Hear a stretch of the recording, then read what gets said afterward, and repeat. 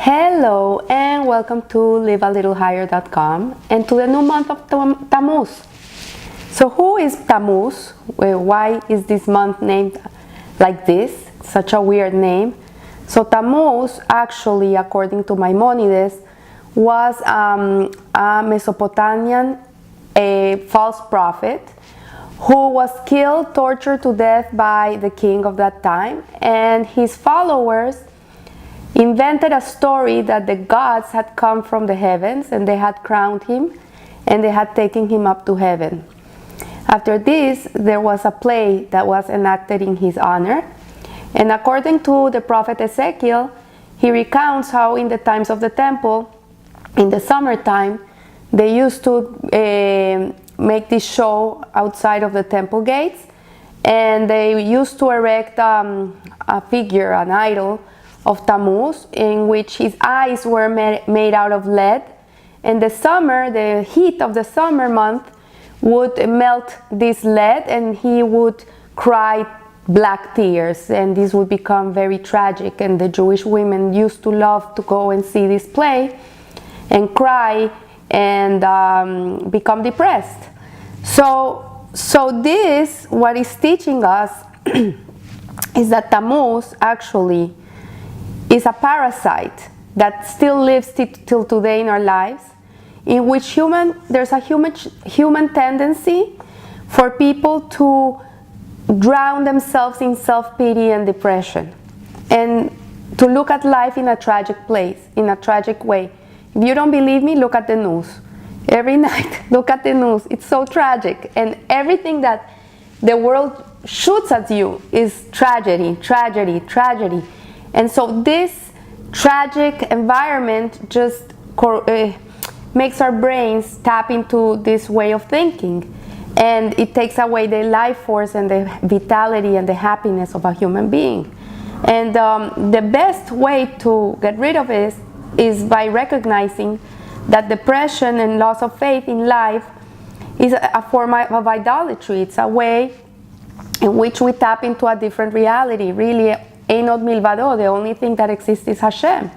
So if everything is God, we should never tap into this way of looking at life. Even if things look hard and look ugly from the outside, we have to be able to tap into the inside. And this is why the sages allowed the month to be called after a Babylonian deity, because they knew that in the most darkness you can find the biggest light. In our biggest challenges in life is when we can really outshine. So we learn from this, and we remember the meaning of that to follow Hashem really is to choose life. And how do we choose life? We choose life by following Torah and mitzvot and connecting to that truth, plugging into Hashem's world. And when we're plugged into that, then no negativity and darkness can really come into our lives.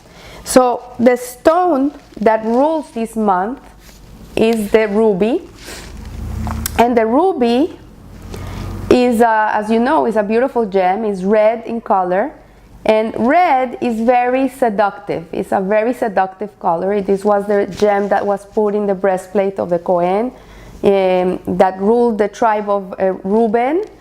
And this red is enticing, like passion. If you look at red, you think passion, sin, sinful, right?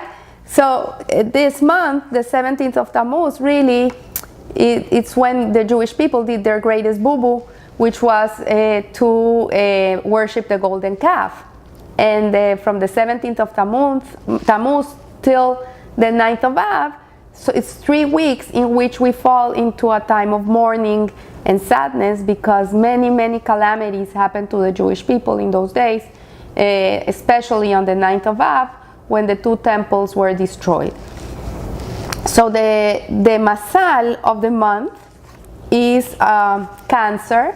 In Hebrew it's known as Sartan, and Sartan also resembles the crab or the disease, God forbid.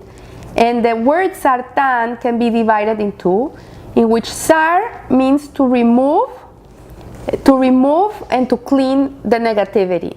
And Tan means chaos, hatred, animosity, everything that comes to be negative in this world. And the power of the month really is to remove any negative situations that might cause this disease. In a way, there's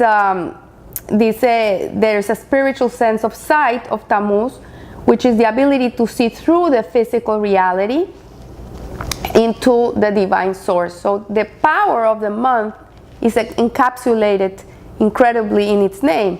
And it is that by removing ourselves from our egos, from letting go of our body, we're able to tap into our neshama. Because really people who fall into negativity, depression, self-pity, this is very selfish, they're all day thinking about themselves. That's why they become like that. When you're not thinking about yourself so much, you don't get so depressed. When you're busy working or doing kind things for other people, you're doing kindness, you're helping others, you're giving of your time, you're giving of yourself, you're helping, you're doing, then you don't have time to think if you're happy, you're not happy. This happens when we have too much time for ourselves. When we have all this time for us, that's when this negativity starts coming into our minds.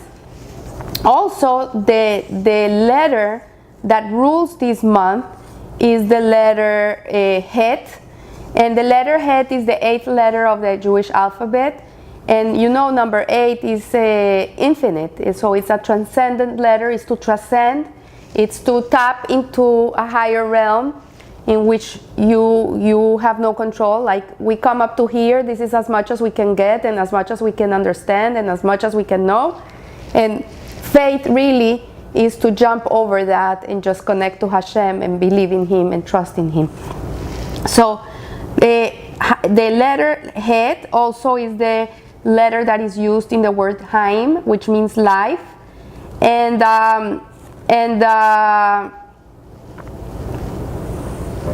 the first place that the letter Het appears in the Torah is with the word Hoshech, which means darkness, when God created dark and light. And in the deepest darkness is the deepest light is contained. That's where the light of Messiah is hidden.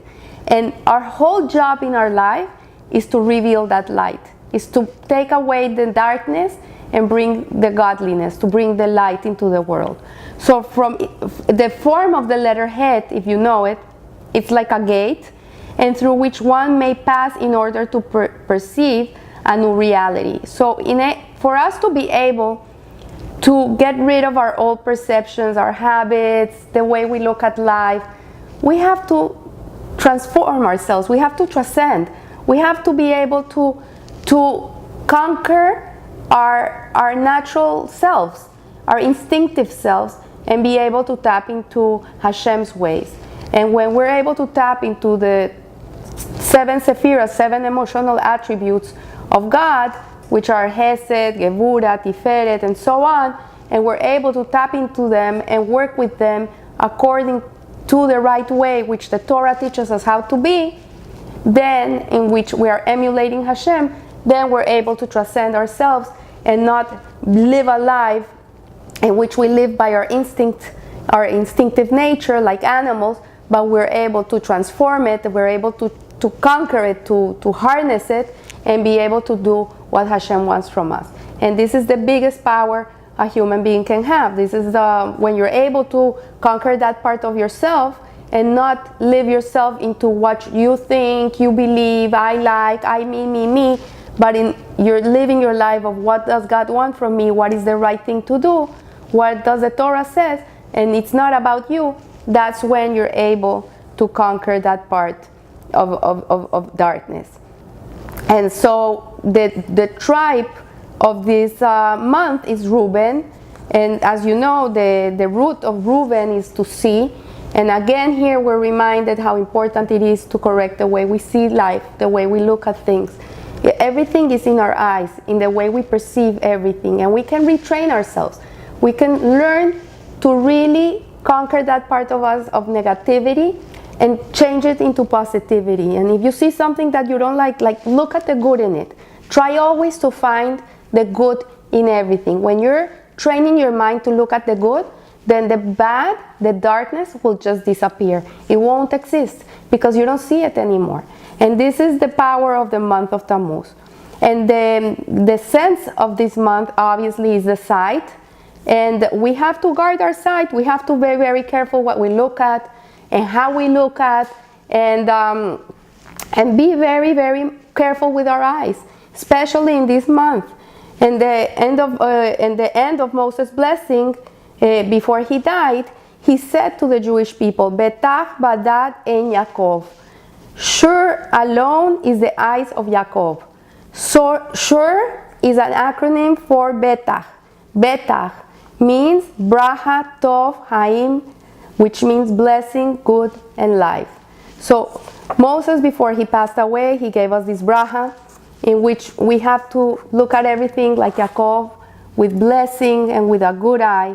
And this is the meaning of sure. Sure, all R is the eye of Jacob. Sense of the Jewish eye is to only see what is a bracha, only to see what is betach, only to see God's blessings. And we have to really learn to see things in this way, and in this way we will be able to conquer all that negativity in our lives. And to finish off, the organ or the controller that rules this month is the right hand. And as we've explained before, the right hand is Hesed, which is kindness, love and kindness. And in reality, this is the antidote to depression. When we make our lives a life of Hesed, of giving, of helping others, of living a life where we can be useful and have purpose and meaning in our lives with kindness, then we're being able to shed away that part of us that drowns us down. When we're so worried about ourselves, we're really shifted to being worried about others.